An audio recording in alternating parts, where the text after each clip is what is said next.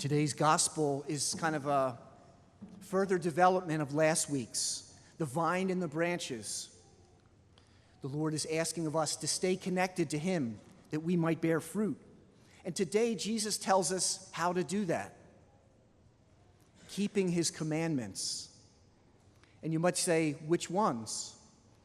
He boils it down to one. Love one another as I have loved you.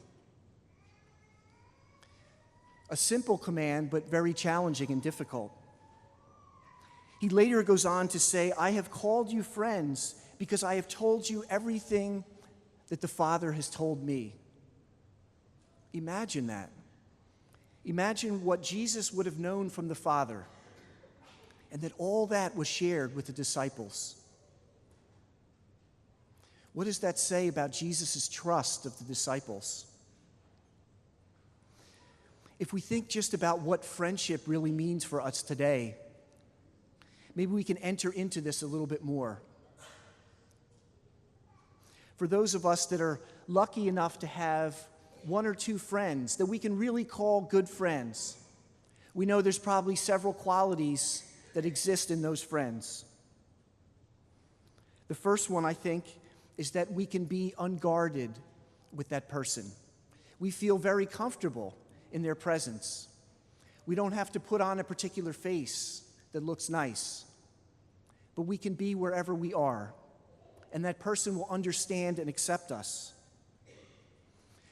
I think also a friend is someone that can challenge us. Not just understand us, but if we're going off course, or if we're not seeing something about ourselves that our friend sees in us, they are able to point that out to help us to go forward or to avoid some sort of difficulty in our lives. But with that understanding, with that ability to be comfortable, and with our willingness to allow a good friend to challenge us, we know that that is how we experience love, deep love. St. Augustine, one of the greatest writers in our church, did a whole treatise on the beauty and the importance of love in the Christian life, particularly in friendship. In fact, the word Philadelphia comes from the word for brotherly love, that sense of how important deep friendship is. Yet we know and we celebrate that God is our greatest friend. And we need to apply the same characteristics to God that we would to a good friend, someone that understands us completely because He made us and has been with us our whole lives.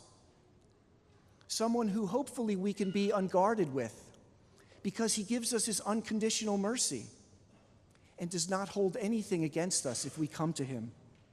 But ultimately, He comes to us as well to love us and to challenge us and to guide us.